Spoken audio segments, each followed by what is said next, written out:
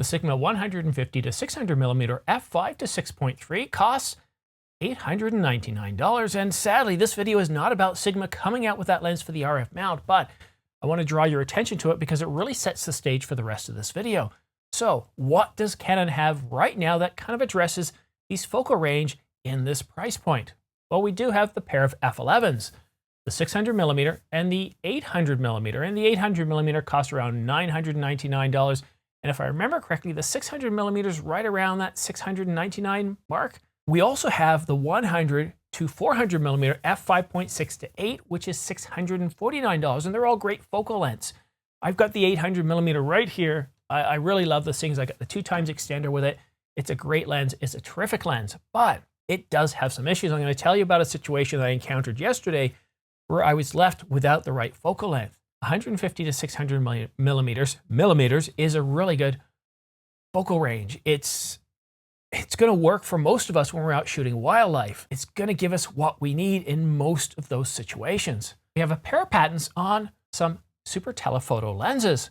They've got a great aperture. First up is the 60 to 600 millimeter f4.5-8 and the 70 to 700 millimeter f4.5-8. What an incredible focal range. I really am excited by these, and they are patents. And when it comes to patents, just because we see a patent doesn't mean we're going to see a lens anytime soon, but it does match up very closely with that Sigma lens that I was just talking about, the 150 to 600 millimeter f5 to 6.3. So f4.5-8, it's pretty close, but we've got a larger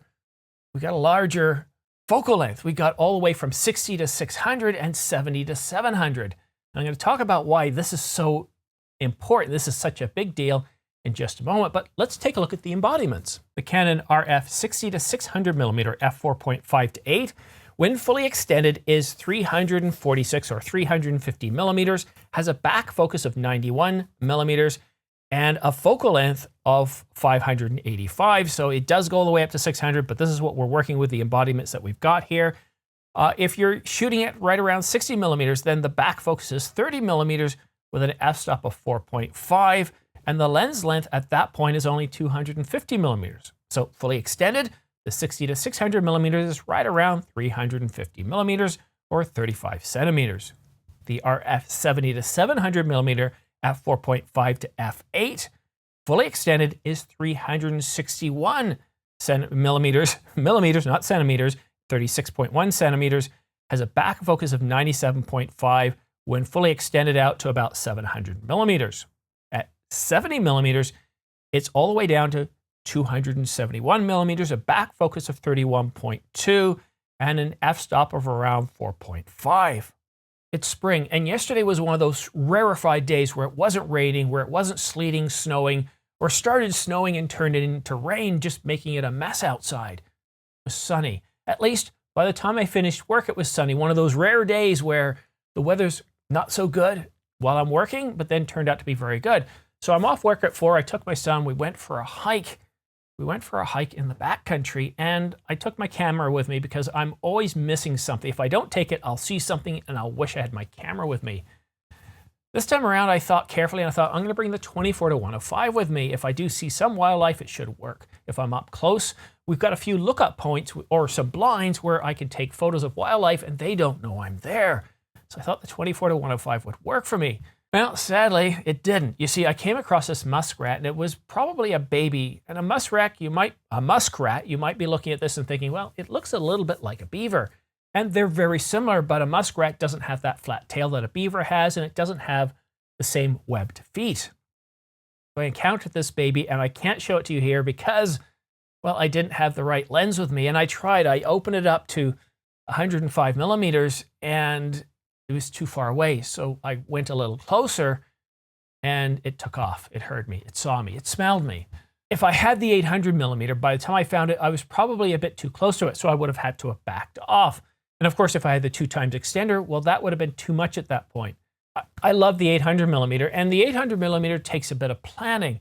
The thing about an 800 millimeter is when I'm going to shoot wildlife or shoot the stars, stars is easier. I just basically point it up and get away from trees. But for wildlife, I want to be where they don't know I'm there. And like I said, we do have a couple of blinds or some jetties where I can stand at the end and shoot through the the windows and get some really, really great shots. And I know that if I'm shooting I'm shooting 300 meters out, I'm going to want that 200 or that 2x extender.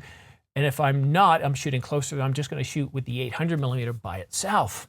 And I missed a great shot yesterday. I missed a really wonderful shot. And if I had a lens like the 150-600 millimeter, or even better, the 60-600 or the 70-700, when I had just encountered this young muskrat, when I got up really close and I realized, oh shoot, I can't get any closer, it'll probably notice me, I could have adjusted to the focal length that would have worked.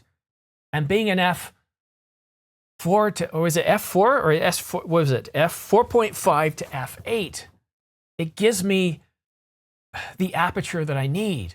And even on a cloudy day, even when there isn't a lot of light, I've got plenty of light to play with, whereas the 800 and the 600 millimeter at F11, well, once you put that 2x extender on, if you're not shooting in the bright midday sun or the summer sun, you're just not going to get the results that you're looking for. And that's why I'm really excited by these patents. I don't cover every patent that comes out, but I cover the exciting ones. And when I saw this one that Canon News had put out, I thought, wow, this looks very, very exciting indeed. A 60-600 millimeter, a 70-700 millimeter.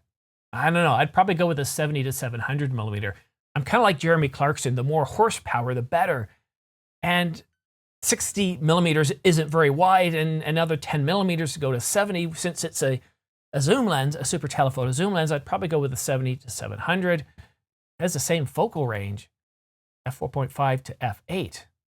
So at 700 millimeters, you're at f8, and with the 60-600 millimeters, you're f8 at 600 millimeters. So to me, the 70-700 seems to be the perfect lens to pair with. So I'm really excited by this.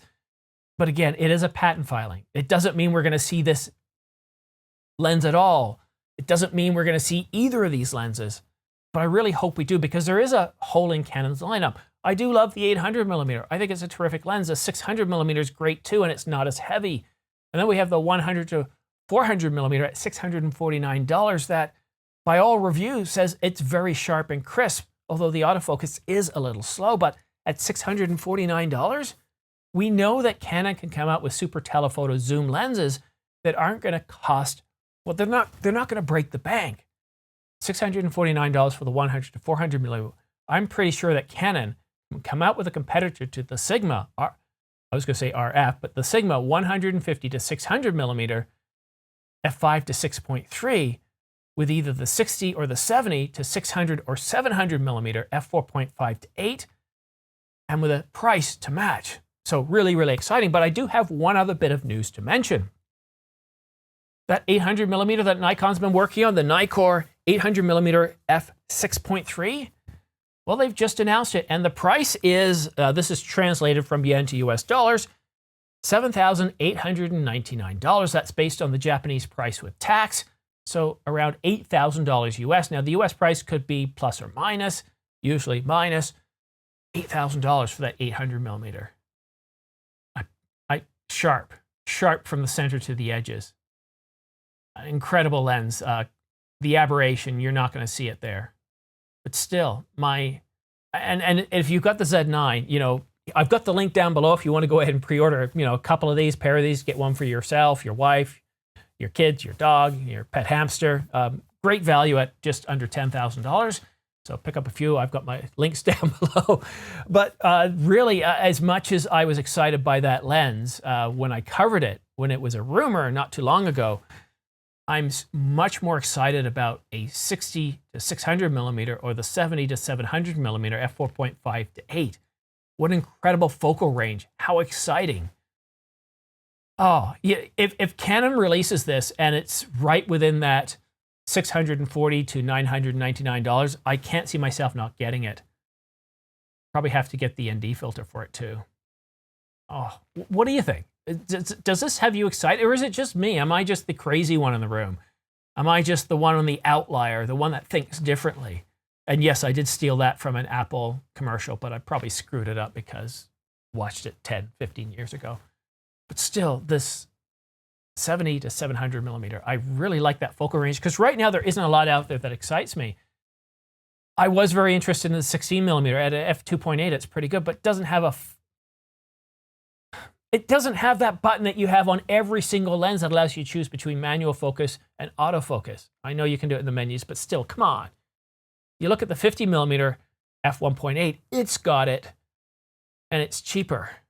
They couldn't have managed, it's the same size lens, same size pancake lens, and they couldn't have put that button on it. I really want to love that lens, but you know, I'm going to hold off. But the 70 to 700mm, if Canon puts it out tomorrow, I'm giving my friend a call, my friend Patrick at Downtown Camera in Toronto, and I'm going to pick it up. 70 to 700mm. Let's just hope, fingers crossed. I know when it comes to lenses this year, last year the same.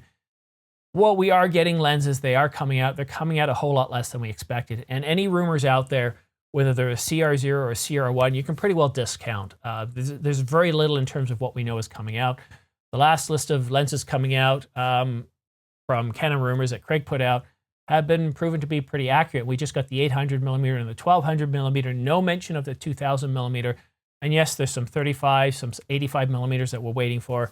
I know it's frustrating. And yes, this is a patent filing, but it's a very exciting patent filing. And there's definitely a spot in the marketplace for this. This lens would appeal to so many. It does, not would, it does appeal to me. So let me know in the comment section down below what you think of this lens, which one you would get, and what you think the price will be. Also, don't forget to subscribe and like. By subscribing and choosing all notifications, as soon as I come out with a new video, you're going to be aware, you're going to be in the know, you're going to have all the news. You don't have to watch every video, but by just subscribing and choosing all notifications, as soon as I release something, you're going to know what's available in the news. Thank you so much for watching. We'll see you again soon.